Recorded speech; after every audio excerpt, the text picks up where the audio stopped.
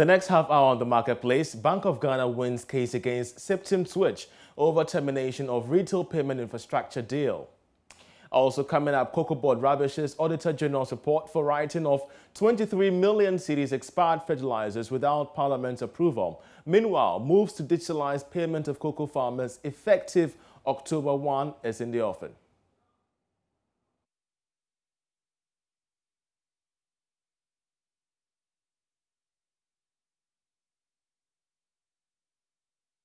Also coming up, liquefied petroleum marketers heave a sigh of relief as government takes final decision on the ban on the new LPG outlet in September. We have all these stories and more coming up shortly after this break. Do stay.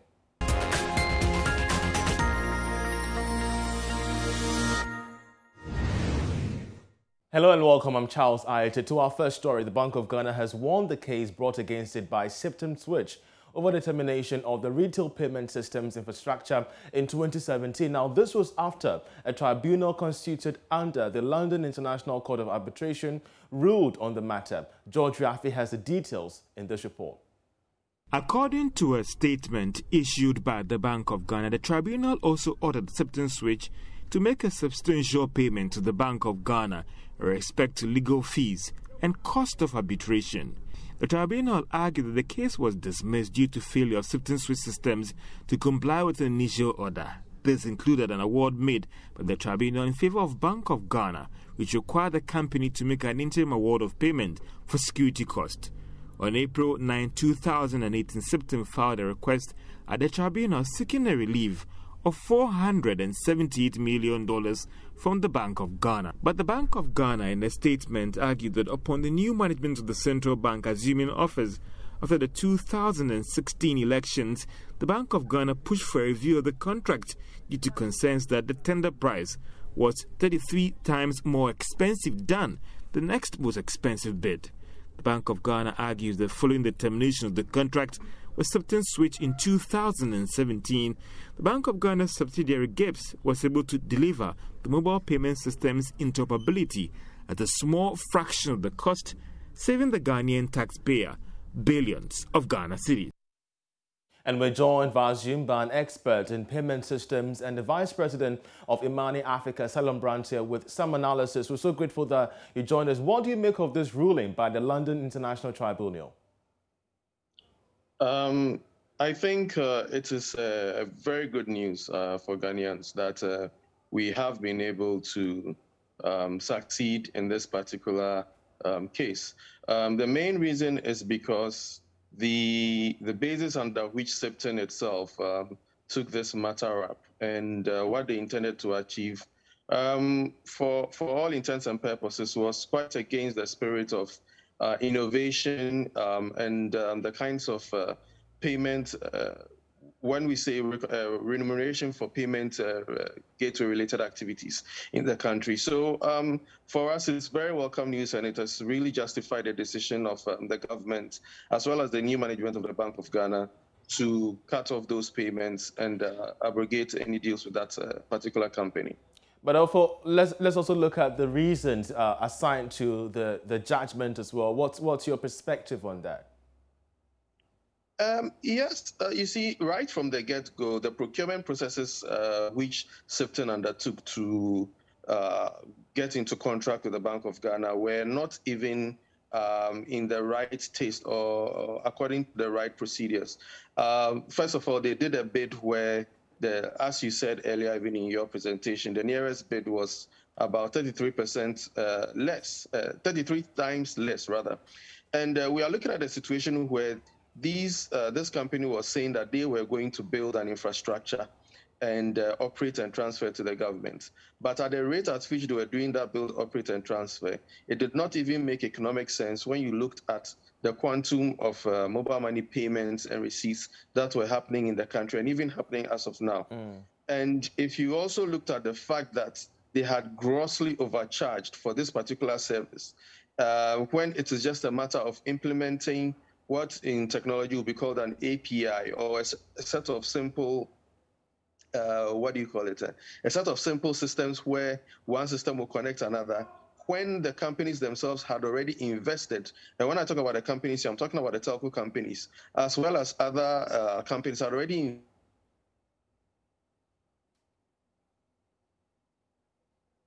I'm afraid we might have lost Salom there regarding his thoughts on the recent ruling by the London Tribunal. We shall try and fix the line to get him back online. But if you're just joining us, of course, we're telling you the story about the termination of the retail payment infrastructure, where the BOG has won the arbitration against Sibton Switch Systems. Salom, I think we have you back.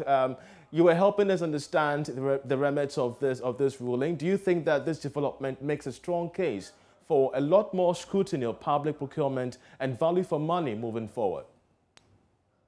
Absolutely. Like I was saying, I think before the line cut off, like I was saying, you see, in this particular situation, a lot of procurement breaches were made. There were even certain officials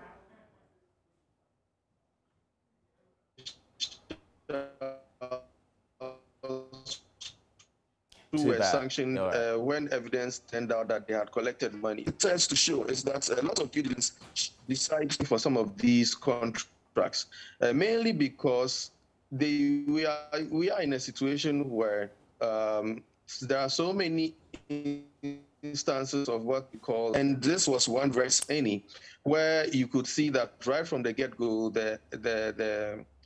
the reasons behind going into the contracting was not actually for the benefit of Ghanaian people, but for the benefit of the shareholders of the company.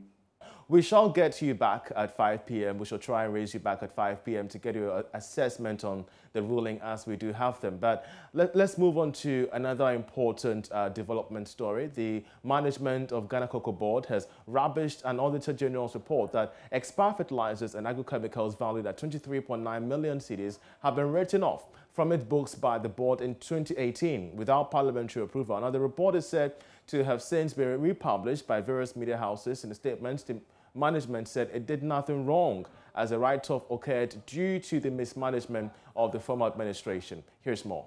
The statement said when the current management took over administration in 2017, it was surprised to find out that there was significant volumes of chemicals and fertilizers in stock. It therefore caused an audit to be conducted on the items, which revealed that some fertilizers and agrochemicals valued at 23.9 million cedis had expired. Management subsequently sought approval from the board of directors to write off the value of the expired agro input from the books of COCOBOD, an approval which was duly granted. COCOBOD said its management is working with the board of directors for onward submission to Parliament for retrospective approval of the write-off through the Ministry of Food and Agriculture. It therefore assured all stakeholders that prudent measures have been put in place to prevent the recurrence of issues of this nature. Meanwhile, the next cocoa season of October will have all farmers of commodity paid electronically. COCOBOD says this is to stimulate the digital economy and also to ensure that the security of cocoa funds are much more key. Now, the move, which is expected to be piloted at the coming cocoa season, will be fully rolled out next year, and this means that no farmer will receive cash for any of their cocoa being sold to them. Listen to the COCOBOD's Head of Public Affairs, Fifi Boafo. We are able to take all those challenges and bottlenecks within the system out, and then the farmers themselves get the benefit. The issue about payment to farmers, for example, using the digital means, it helps us to be able to track how much a farmer is receiving. It serves as a sort of a guarantee for the farmer, where the farmer can use it as a basis to take a loan from a bank, because in most instances farmers will tell you that one of their major challenges they face is access to loans for their activity, where in some instances they go to some of the LBCs, take money, and the amount of compensation or the interest on that loan is huge. But if you have a system where the farmer is able to track and there's an account the money is paid into, the farmer can use as a basis to attract a loan from the bank to help their activity. So when is this exercise going to be fully rolled out? The enhanced pilot scheme is expected to be rolled out beginning of the next cocoa season, which is 1st of October. But the expectation is that by next year, fully every farmer would have been registered and given a card with his necessary data of himself and his farm also put together, and then farmers can fully enjoy the benefits of this arrangement. Well, let's now bring in a cocoa farmer, Samuel COCOBOD, to help us understand his appreciation of these reforms. We're so grateful that you joined us. How do you respond to this reform? Digital payment of cocoa farmers by the 1st of October. Also, not to forget about the introduction of electronic weighing scales for cocoa farmers like yourself not to be shortchanged. How do you respond to that?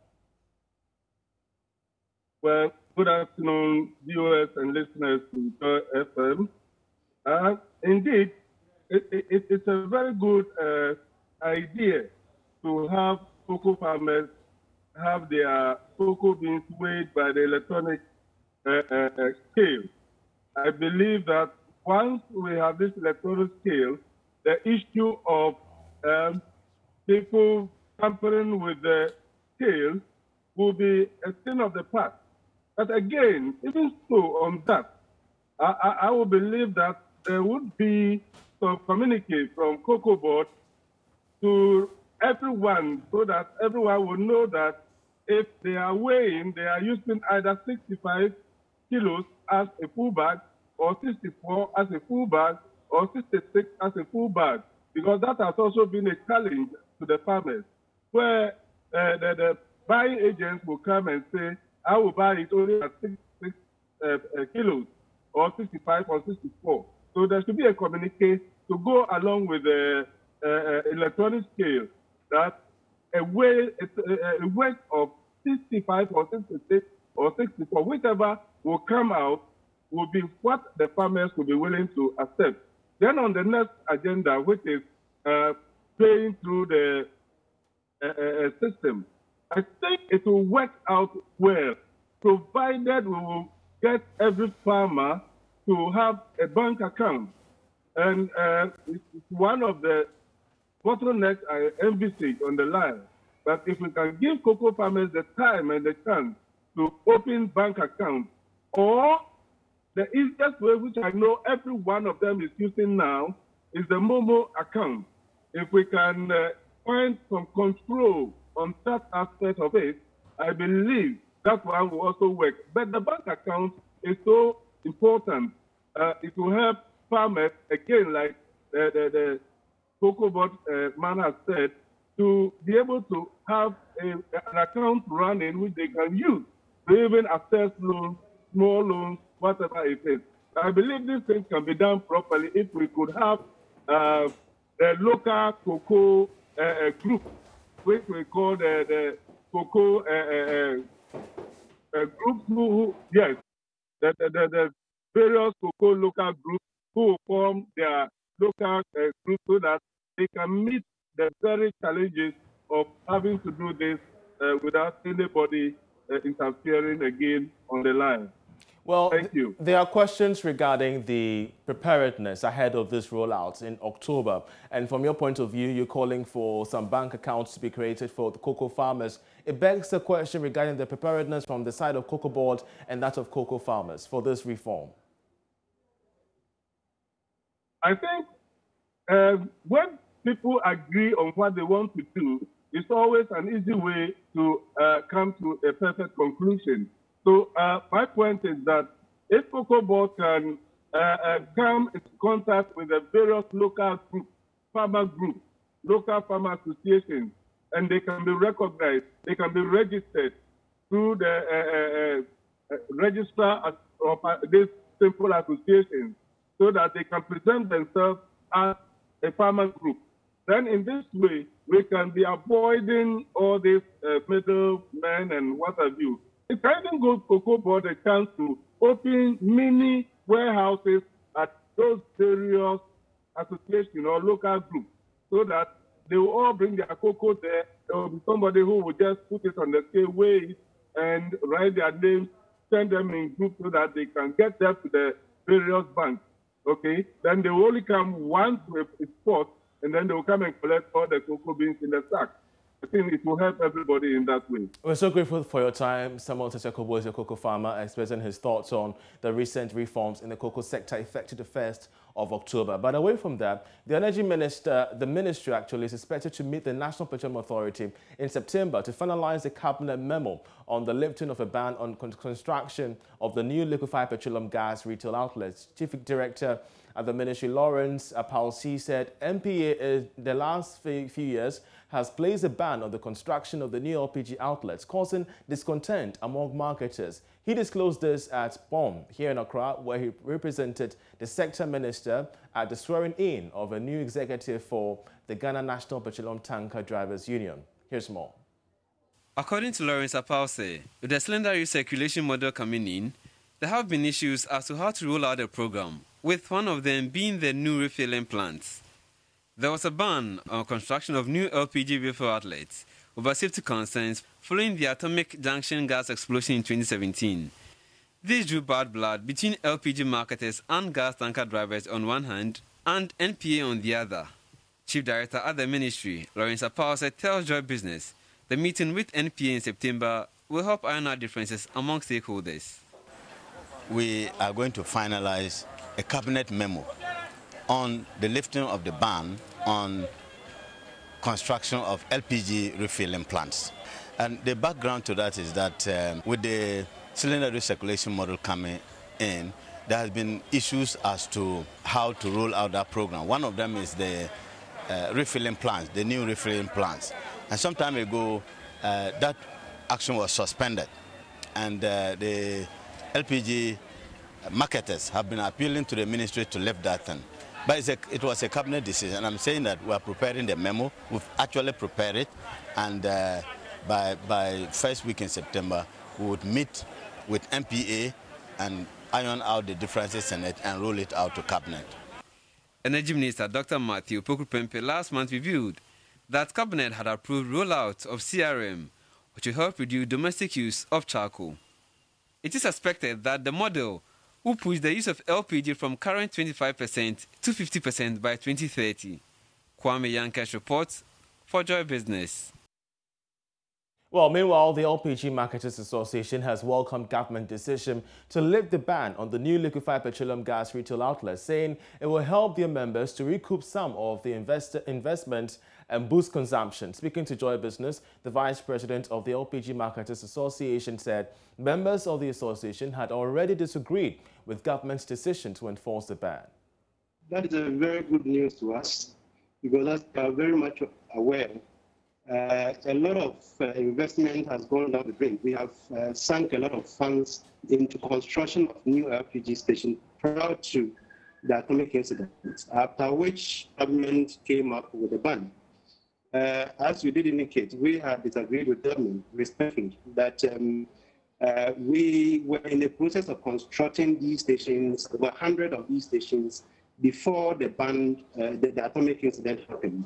One would have expected that those which were already under construction, those which had already been given permits by constitutionally mandated bodies, are allowed to continue to operate. We would have gone with government. Government has said at the time that MPA should not give new licenses to our members, but we should allow those which are already in construction to get completed.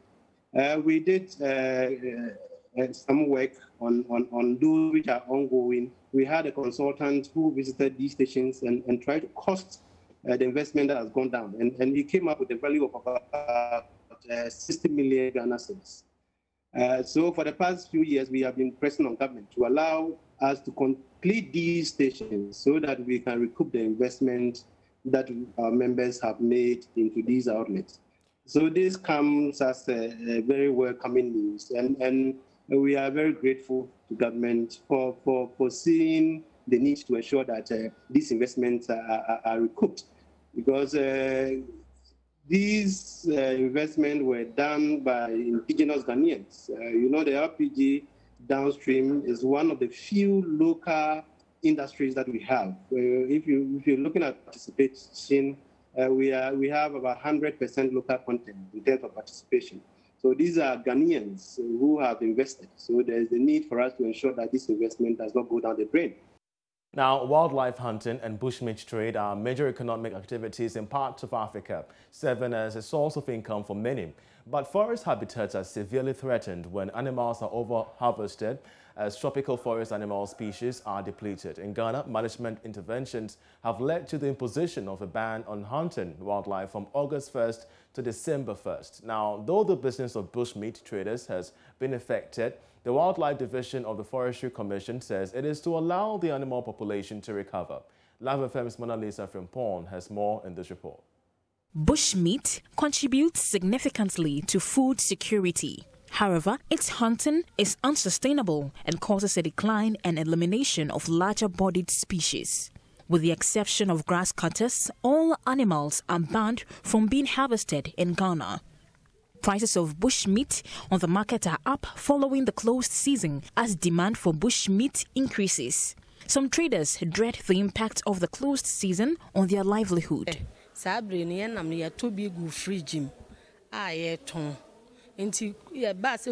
bushmeat is stocked in our fridges. We are appealing to the authorities to allow us sell it off.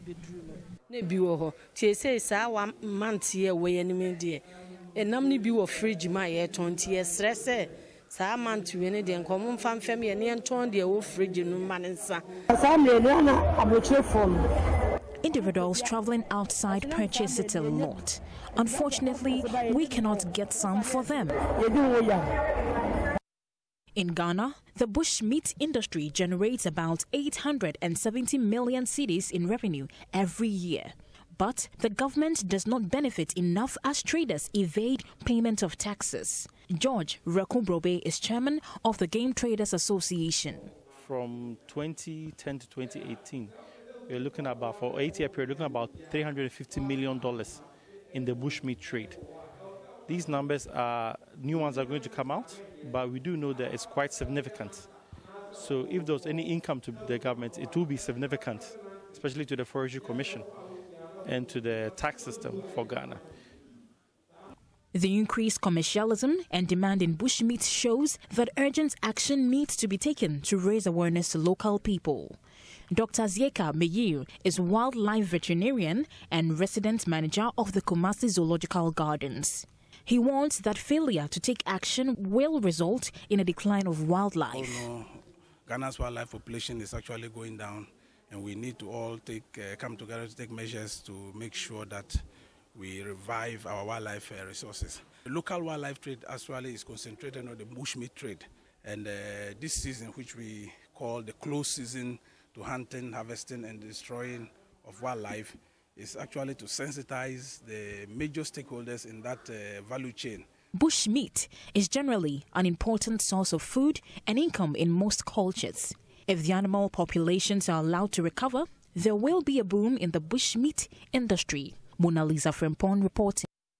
And that'll be all for Marketplace. I'm Charles Ayete. Many thanks for watching. Enjoy the rest of our programs.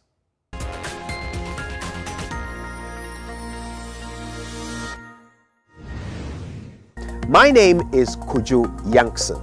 Let me tell you how to turn back time. You can now bring back all the fun, all the excitement, all the controversy of the Super Morning Show and all your favorite Joy shows when you go to myjoyonline.com/podcasts. Just select your favorite show and bring it all back again. Joy 99.7 FM, radio for discerning listeners. It's radio. Joy 99.7.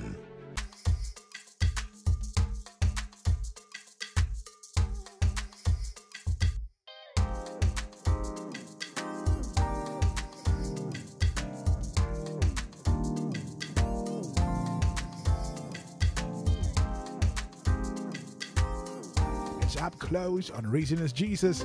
My name is P.P. Fulton, the Christocentrica.